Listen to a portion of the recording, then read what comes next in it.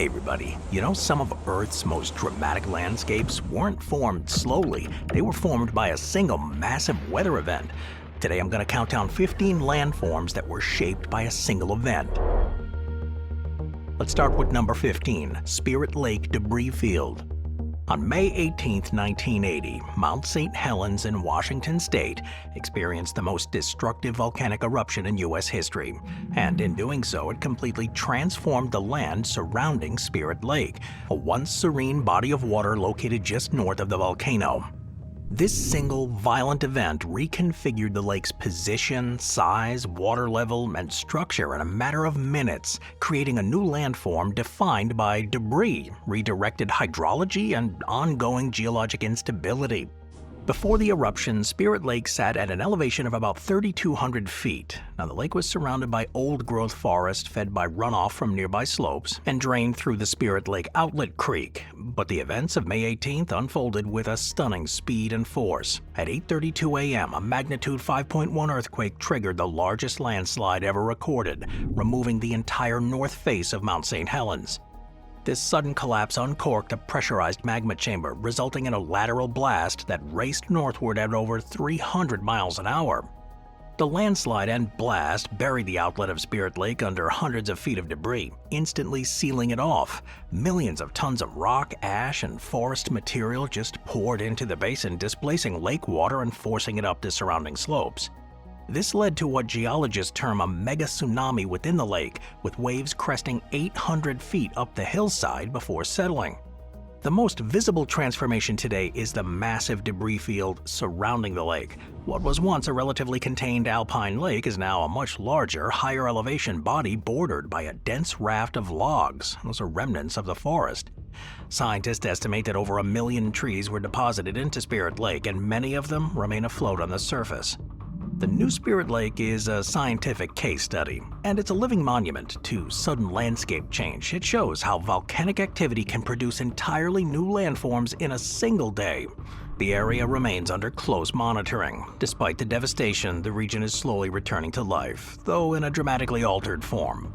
Spirit Lake as it stands today would not exist with the 1980 eruption. In its current shape, composition, and function, they're all direct results of that single event. It's a reminder that nature can redefine entire environments in a matter of hours. Number 14, Boscastle Gorge. On August 16, 2004, the small coastal village of Boscastle in Cornwall, England, experienced one of the most extreme flash flood events in modern UK history. Within the span of just a few hours, heavy rain caused torrents of water to surge through the narrow valley, which scoured the land, rerouting water courses and permanently altering the landscape. The event carved new features into the Boscastle Gorge, and it left behind a redefined topography that's shaped almost entirely by that single localized disaster. The day began with relatively normal summer conditions, but by mid-afternoon a slow-moving thunderstorm parked itself over the area. Over 7 inches of rain fell in just 5 hours, more than the typical monthly total, onto the steep terrain composed of impermeable slate. The catchment basin of 2 rivers which meet in Boscastle was unusually small, around 23 square kilometers, and narrow, making it highly responsive to any intense rain. This combination triggered an overwhelming runoff response, leading to a sharp spike in river discharge. Water poured into Boscastle at an estimated flow rate of 140 tons per second, funneling through the tight valley systems. The speed and force of the water scoured the riverbanks, removed entire sections of the valley floor, and reshaped the underlying rock formations. Sediment transport was extreme. Boulders weighing several tons were moved downstream, and entire channels were just re-excavated. In geological terms, what happened here at Boscastle was a geomorphic threshold breach, a point at which the force of water exceeds the strength of the existing land, initiating rapid and irreversible change. The flash flood carved new drainage pathways and widened parts of the valley where they overtopped embankments and eroded the soil. Engineers and geomorphologists studying the aftermath documented notable changes to the slope angles, sediment deposits, and flow paths. The landform changes weren't just natural. In the wake of the disaster, a £10 million flood defense and restoration project was implemented, which included the reconstruction of bridges, rerouting of the river channel in places, and new culverts. Satellite images and LiDAR data collected after the event confirmed that the flood had redefined valley geometry. The event has since been the subject of numerous academic studies in hydrology and geomorphology due to the rarity of such extreme localized reshaping in the British Isles. While Boscastle has largely been rebuilt, the landscape remains marked. The gorge, once considered a quaint and stable part of the Cornish countryside, now bears the imprint of an afternoon of meteorological violence, a moment in which water reshaped the land in real time. Number 13. The Scablands of Eastern Washington. Among the most dramatic examples of landforms shaped by single extreme weather events are the channeled scablands of eastern Washington. This is a barren and scarred landscape etched by what is now known to be one of the largest floods in Earth's geologic history. For decades, geologists debated the origin of these enormous dry canyons and streamlined rock islands. It wasn't until the mid-20th century that the theory proposed by geologist J. Harlan Bretz that the scablands were created by a cataclysmic flood gained broad acceptance. The event in question was the Missoula Mega Flood, a glacial outburst flood that happened at the end of the last ice age, about 15 to 13,000 years ago. At that time, the region of present-day western Montana was home to a massive ice-dammed lake called Glacial Lake Missoula, which contained more water than Lake Erie and Lake Ontario combined, an estimated 2,100 cubic kilometers. The lake formed when the Cordilleran ice sheet blocked the Clark Fork River, backing up meltwater for centuries. Eventually, the ice dam failed. The exact trigger, a likely combination of meltwater pressure and structural weakness, caused the entire lake to drain in a matter of 2 to 3 days. The resulting torrent released water at rates of up to 17 million cubic meters per second, making it possibly the largest known flood in Earth's history. This single event sent a wall of water hundreds of feet high racing across eastern Washington, scouring the land bare in places, carving out massive new geological features in others. The erosive force of the flood was so powerful that it stripped away the topsoil, scoured down to bedrock, and left behind a complex network of channels, coulees, and dry waterfalls. Notable among these features are the Dry Falls, a 3.5-mile wide cliff that was once a waterfall 5 times the width of Niagara Falls, the Grand Coulee, a massive canyon over 50 miles long and up to 900 feet deep, now home to the Grand Coulee Dam, and scoured basalt plateaus, pockmarked with potholes, erratics, and ripple marks over 30 feet high. Geological evidence shows that this wasn't a one-time occurrence. The ice dam that formed the Lake Missoula re-established itself after each failure, allowing the lake to refill and flood again, possibly as many as 40 to 100 times over the span of several thousand years. However, each individual flood event was discrete and massive, a potent force capable of reshaping terrain on a continental scale. Today, they remain largely uninhabited due to the poor soil and rugged terrain left behind. They're a prominent geological site that are visited by researchers and tourists. The features created by the floods, especially the Grand Coulee and the Dry Falls, serve as reminders that a single extreme hydrological event under the right conditions can reshape hundreds of square miles of terrain in just a few days. Number 12. The Rioco landslide dams. In October of 1998, Hurricane Mitch struck Central America with some devastating force, and it dumped record-breaking rainfall over the mountainous regions in Nicaragua and Honduras. Though it was the flooding and the loss of life that drew most of the immediate attention, the storm also produced long-term geological changes. One of the most striking examples was along the Rioco, where heavy rainfall triggered a series of massive landslides that created natural dams and permanently altered the river's course. The Rioco, also known as the Huancay River, formed part of the border between Nicaragua and Honduras. Its upper watershed lies in steep terrain, and when Hurricane Mitch stalled over the region, it released over 75 inches of rain in some areas. This intense saturation destabilized hillsides, causing entire mountain flanks to collapse.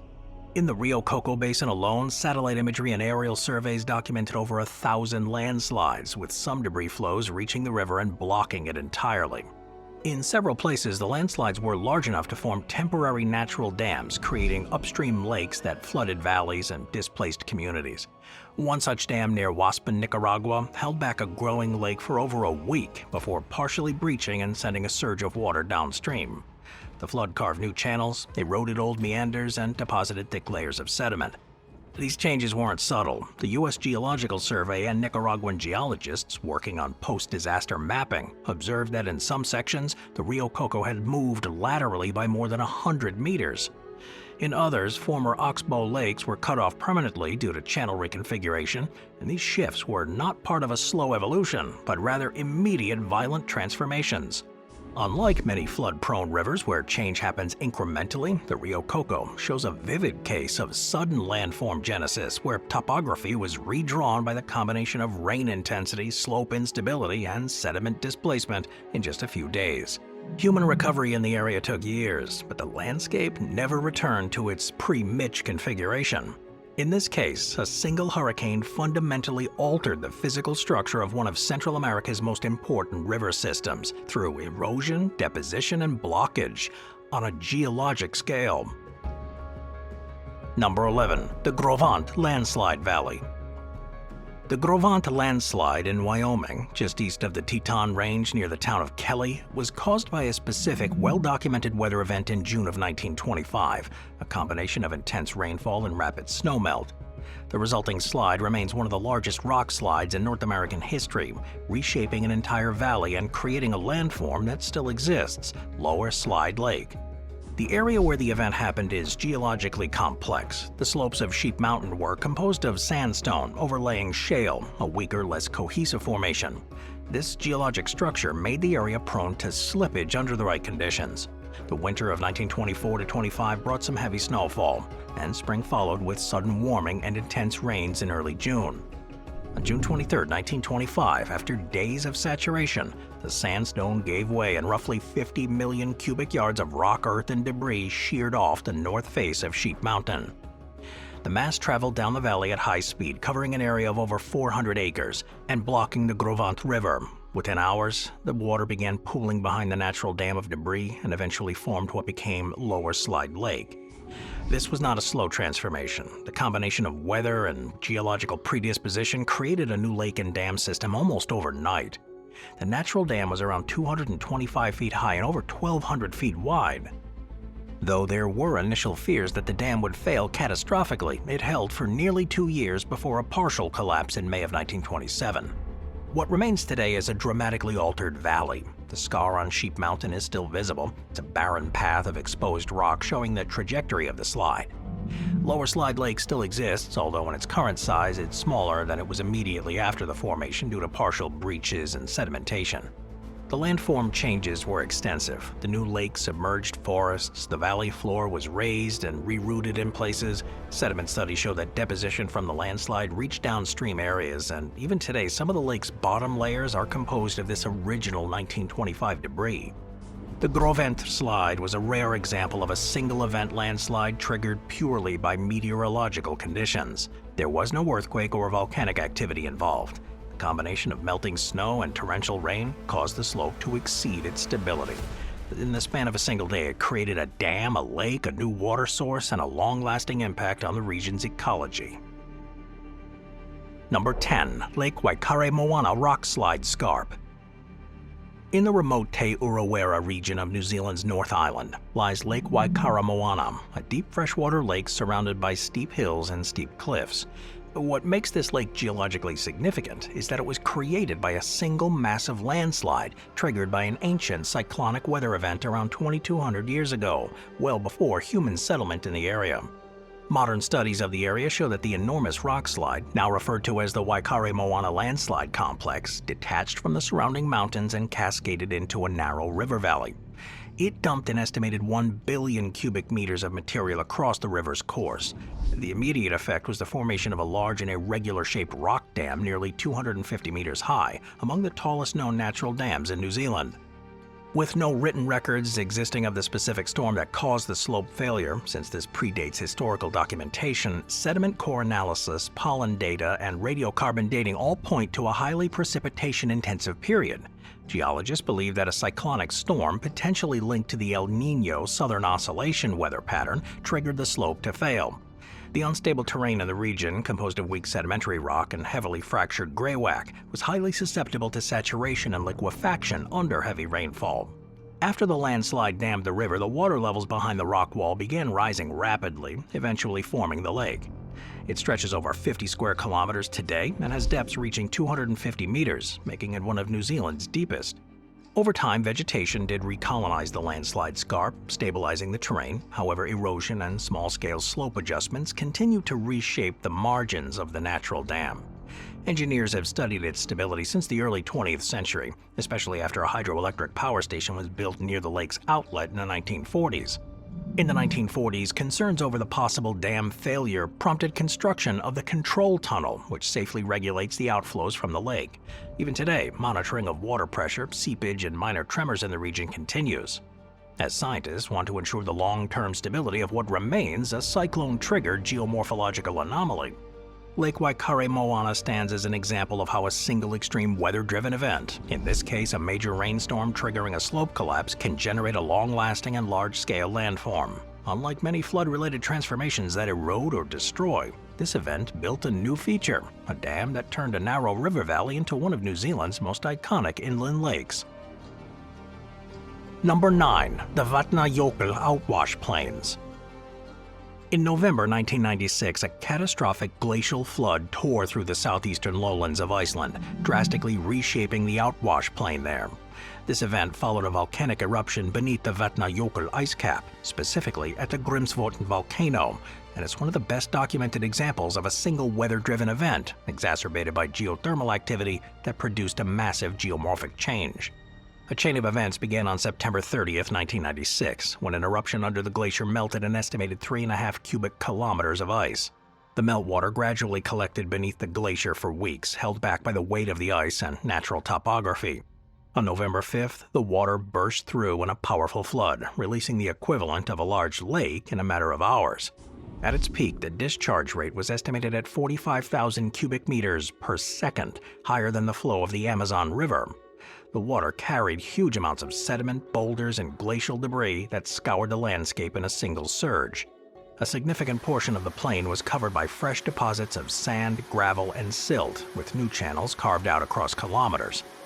In addition to shifting the landforms, the flood destroyed infrastructure too. Several bridges on the Ring Road or Route 1 were washed away, and large portions of the road itself were buried or dismantled by the water and settlement.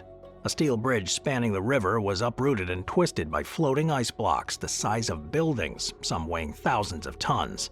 These blocks were carried miles from their original location.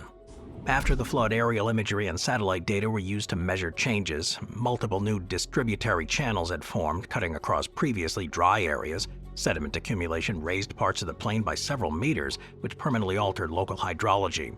In some places, formerly continuous land was broken up by braiding channels and sediment bars, while other areas saw the formation of new lagoons or marshes due to ponding behind the sediment piles. Unlike slow glacier movement or long-term erosion, this was an event where most of the observed landscape change happened in less than 48 hours. The plains continue to evolve, but the features left by the '96 flood remain visible, evidence of how a single weather-induced volcanic flood can shape a major part of the Icelandic coastline. Number 8. Lake Nyos Crater Alteration. On August 21, 1986, a rare natural disaster happened in northwestern Cameroon at Lake Nyos, a crater lake formed by volcanic activity. A sudden limnic eruption released a massive cloud of carbon dioxide, suffocating over 1,700 people and thousands of livestock. The triggering mechanism for this release is believed to have been linked to heavy rainfall and a landslide, which disturbed gas-saturated deep waters and resulted in rapid degassing, a weather-induced geological catastrophe that permanently changed the lake's physical structure and surrounding land. Lake Nyos sits above a pocket of magma that slowly leaks CO2 into the lake. Over time, the CO2 dissolves in the cold bottom waters under high pressure. Prior to the 1986 event, this gas had built up without escaping, making the lake increasingly unstable. On the day of the disaster, eyewitness accounts and post-event analysis suggest that intense rains over the previous days, combined with either a small landslide or a lake overturn, triggered the sudden upward movement of deep water. This vertical mixing brought CO2-rich water to the surface, where the drop in pressure caused the gas to violently erupt. It's estimated that over a cubic kilometer of CO2 was released in a dense cloud that traveled over 25 kilometers, settling into low-lying areas and displacing the oxygen. The cloud killed all living things in its path, but in addition to the human tragedy, the event reshaped the lake and its surroundings. The The sudden degassing produced a large upwelling column of water and sediment, which permanently altered the lake's temperatures and stratification. The eruption also caused a noticeable bank collapse, particularly on the southeastern side of the crater, where wave action and surge damaged the shoreline. In places where the CO2 cloud traveled, plant life died off completely, leaving bare patches and disrupted ecosystems that took years to recover. Surveys conducted after the eruption found evidence of mud flows and sediment redeposition around the lake, attributed to the force of the water displaced during the eruption, and the lake's surface elevation also dropped by over a meter, and its clarity and chemical composition changed dramatically too, making the pre-1986 ecosystem impossible to restore. In addition to its tragic consequences, the Lake Nyos event left a long-lasting imprint on the environment. Today, satellite images show altered vegetation zones around the scars of the crater. Although the event wasn't strictly meteorological, the triggering factor of heavy rain combined with natural gas accumulation makes it one of the clearest examples of an extreme weather event initiating a catastrophic changing process. Moving on to number 7, the Big Thompson Canyon Scour Zone. The Big Thompson Canyon flash flood of 1976 was one of the most destructive natural disasters in Colorado's recorded history, and a dramatic example of how a single short-lived weather event can permanently reshape a mountain canyon. Happening on the night of July 31, 1976, during the state's centennial celebration, the flood resulted from a nearly stationary thunderstorm that dropped more than 12 inches of rain in under 4 hours over the narrow watershed above the canyon. The Big Thompson River, typically a scenic mountain stream, swelled into a roaring flood with an estimated peak flow reaching over 31,000 cubic feet per second, nearly 1,000 times the normal discharge rate. The flash flood was violent enough to remove entire sections of U.S. Highway 34, scour away homes and infrastructure, and change the appearance of the canyon in ways still visible nearly 50 years later.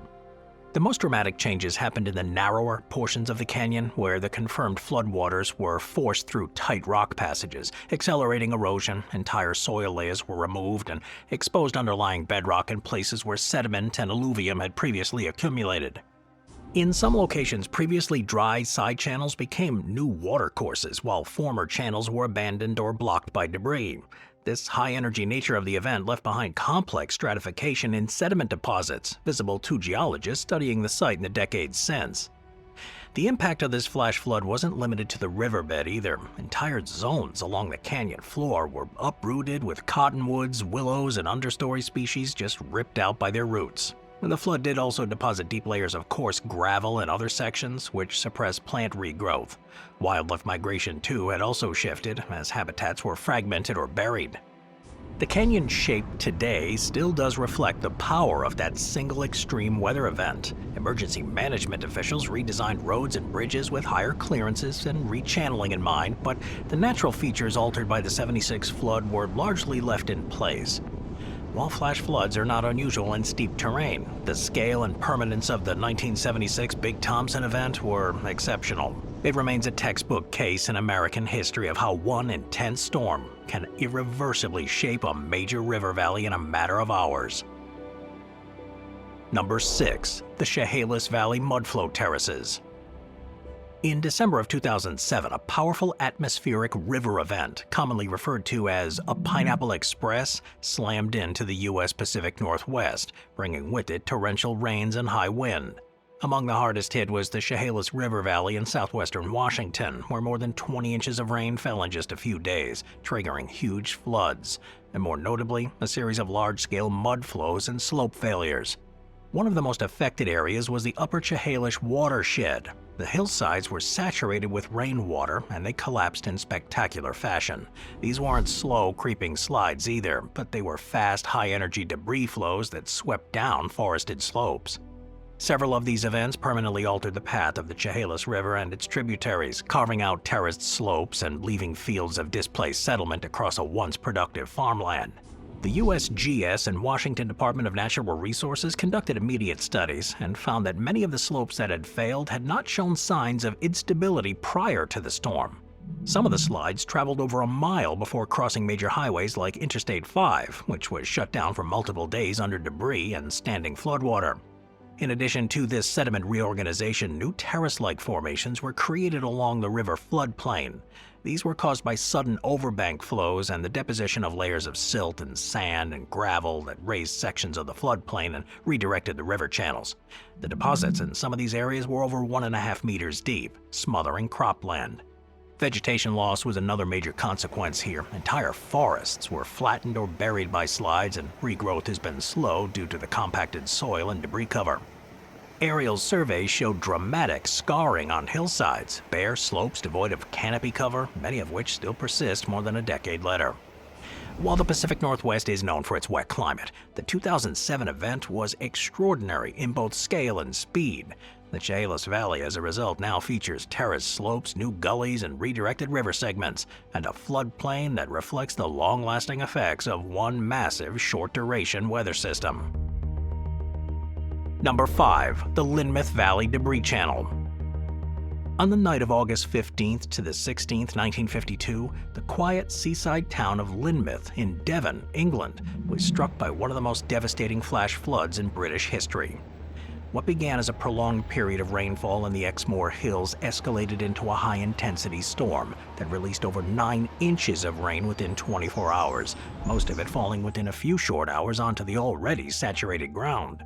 The result was a catastrophic surge of water down the East Lynn and West Lynn rivers, which converge in Linmouth. The narrow, steep-sided valleys funneled the flow into the town with incredible force. The flood destroyed over 100 buildings and carried massive boulders, trees, and debris down into the coastal plain. One of the most striking changes was the creation of a new debris channel downstream of the East Lynn River. The force of the water was strong enough to erode riverbanks, widen the channel in some places by over 30 meters, and scour down to the bedrock in others.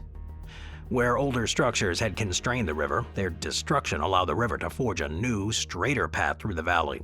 Sediment analysis in later years revealed a distinct flood layer composed of coarse gravel and boulders, clear evidence of the flood's impact. Another major shift was the deposition of alluvial fans at the mouths of small tributaries, which themselves had been temporarily transformed into raging torrents. The debris fans raised the valley floor in some locations by up to 2 meters, creating new floodplain terraces and permanently altered the local drainage patterns. The volume of settlement moved during this event was extraordinary. Boulders up to 2 tons in weight were transported downstream and now sit as embedded parts of the altered channel. After the disaster, some river management interventions were made, including the reconstruction of bridges and culverts with wider spans and flood bypass features. But the landform changes created by the '52 flood were largely left as they were. The modern shape of the East Lynn River corridor, especially in its lower reaches near Linmouth, is a direct outcome of that single weather event, and it remains a studied case in British fluvial geomorphology. Number 4. The Oso Landslide Debris Path. On March 22, 2014, a hillside near the small community of Oso, Washington, catastrophically failed, producing one of the deadliest landslides in U.S. history. Triggered by weeks of abnormally heavy rain, the slope collapse released over 8 million cubic meters of mud, rock, and debris. The event wasn't a slow slide, but a high-velocity, rapid-flow landslide that traveled at over a kilometer across the valley floor, climbing the opposing slope in some areas and obliterating everything in its path. In terms of impact, it transformed the valley floor into a new landform, a chaotic landscape of hummocks, debris lobes, and altered hydrology. Post-event surveys revealed a new topographic surface, where the river had been dammed by landslide material and forced to cut a new path through the debris. The slide raised the elevation of the valley floor by about 20 to 30 meters in places, and emergency crews even had to use bulldozers and pumps to manually carve out new drainage paths.